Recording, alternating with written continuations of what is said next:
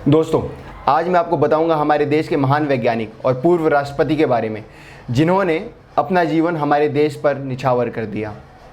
उनका पूरा नाम है डॉक्टर अबुल पाकीर जैनुलाब्दीन अब्दुल कलाम, यानी डॉक्टर APJ अब्दुल कलाम। तो चलिए उनके बारे में देखते हैं रोचक तथ्य। 15 अक्टूबर 1931 को जन्मे डॉक्टर APJ अब्दुल कलाम एक बेहद गरीब परिवार से थे। उनके पिता के पास परिवार चलाने के नाम पर सिर्फ एक नाव थी। डॉक्टर कलाम शुरू से ही बहुत मेहनती थे। सिर्फ 5 साल की उम्र से ही उन्होंने अपनी फैमिली को सपोर्ट करने के लिए अखबार बेचना शुरू कर दिया था। कलाम साहब को फिजिक्स और गणित दोनों ही विषय बहुत पसंद थे। गणित पढ़ने के लिए वे सुबह 4 बजे ही उठ जाया करते थे। डॉक्टर APJ अब्दुल कलाम शुरू से एक पायलट बनना चाहते थे और एक बार तो वे इसके बेहद करीब भी पहुंच गए थे। इंडियन एयर फोर्स के सिलेक्शन लिस्ट में वे 9वें स्थान पे थे, जबकि सिर्फ 8 लोगों का ही चयन होना था। डॉक्टर कलाम 1969 में इसरो चले गए और उन्हें सैटेलाइट लॉन्च व्हीकल का प्रोजेक्ट डायरेक्टर बना दिया गया। प्रोजेक्ट सफल रहा और भारत ने पृथ्वी की कक्षा में रोहिणी उपग्रह भेजने में सफलता प्राप्त कर ली। डॉक्टर कलाम को मिसाइल मैन के नाम से भी जाना जाता है, क्योंकि उन्होंने भारत के लिए अग्नि और पृथ्वी जैसी पावरफुल मिसाइल्स इन्वेंट करने में महत्वपूर्ण भूमिका निभाई। पोखरण 2 न्यूक्लियर टेस्ट की सफलता के पीछे भी डॉक्टर कलाम का बहुत बड़ा हाथ है। डॉक्टर कलाम भारत रत्न से सम्मानित तो हुए ही, उन्हें 40 विश्वविद्यालयों से डॉक्टरेट की उपाधि भी प्रदान की गई। उनके जीवन से प्रेरित होकर हमारे बॉलीवुड में आई एम कलाम नामक मूवी भी बनी।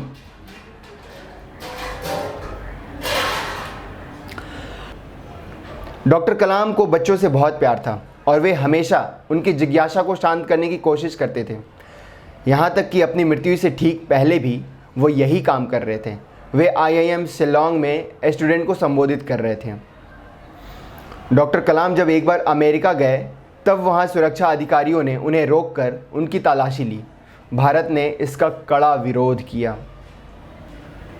जब एक बार किसी पत्रकार ने उनसे पूछा कि वे किस रूप में याद किया जाना पसंद करेंगे, एक वैज्ञानिक, एक राष्ट्रपति या फिर एक शिक्षक के रूप में, तब डॉक्टर कलाम ने कहा था, शिक्षण एक बहुत ही महान पेशा है जो किसी व्यक्ति के चरित्र, क्षमता और भविष्य को आकार देता है। अगर लोग मुझे एक अच्छे शिक्षक के रूप में याद रखें तो ये मेरे लिए सबसे बड़े सम्मान की बात है। डॉक्टर कलाम जब स्विट्ज़रलैंड के विज़िट पे गए थे तो उनके सम्मान में उस दिन 26 मई को साइंस डे के रूप में भी मनाने की घोषणा कर दी गई थी। ये रोचक तथ्य मैंने अपने पहले एपिसोड में भी बताया है, तो प्लीज़ आप लोग जाइए और वो पिछला एपिसोड भी देखिए कैसा है।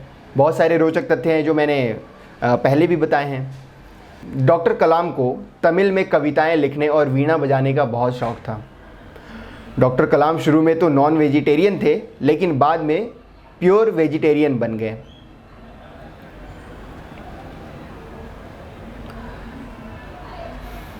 डॉक्टर कलाम पहले ऐसे राष्ट्रपति हुए जो अविवाहित थे और एक वैज्ञानिक भी थे।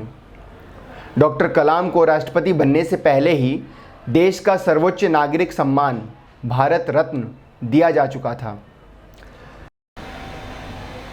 अपने ट्विटर अकाउंट पर डॉक्टर कलाम कुल 38 लोगों को ही फॉलो करते थे, जिसमें बस एक ही क्रिकेटर था और वो है VVS लक्ष्मण। डॉक्टर कलाम महान वैज्ञानिक डॉक्टर विक्रम साराभाई को अपना मेंटर मानते थे। डॉक्टर कलाम का पहला बड़ा प्रोजेक्ट SLV-3 फेल हो गया था।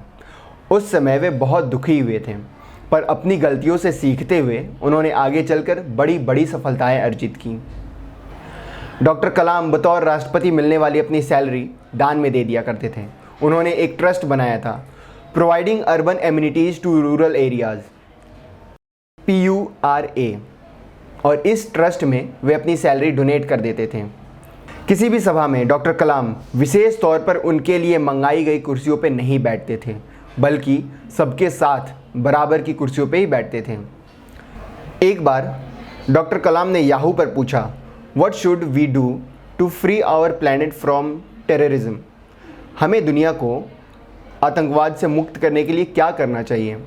तो इसके जवाब में उन्हें लगभग 30,000 से ज़्यादा रिस्पॉन्स मिले थे। डॉक्टर कलाम चाहते थे कि राष्ट्रपति भवन पूरी तरह से सौर ऊर्जा से संचालित हो, लेकिन उनके कार्यकाल के दौरान ये कार्य पूरा नहीं हो पाया। डॉक्टर कलाम की inspiring autobiography wings of fire French और चाइनीज सहित 13 भाषाओं में ट्रांसलेट की जा चुकी हैं। डॉक्टर कलाम ने अलग अलग विषयों पर कम से कम 15 किताबें लिखी हैं।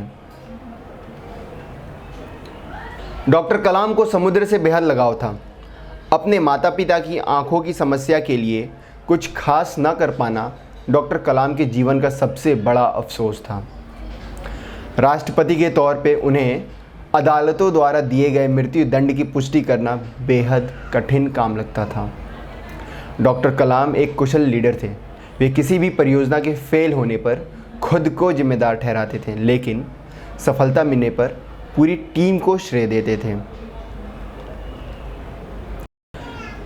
तो ऐसे ही रोचक तथ्यों को जानने के लिए हमारा चैनल सब्सक्राइब करें। वीडियो अच्छा लगे तो लाइक करें और कमेंट के माध्यम से आप हमसे अपने सवाल पूछ सकते हैं। और ये वीडियो का लिंक अपने दोस्तों को भी शेयर करना ना भूलें। Thank you.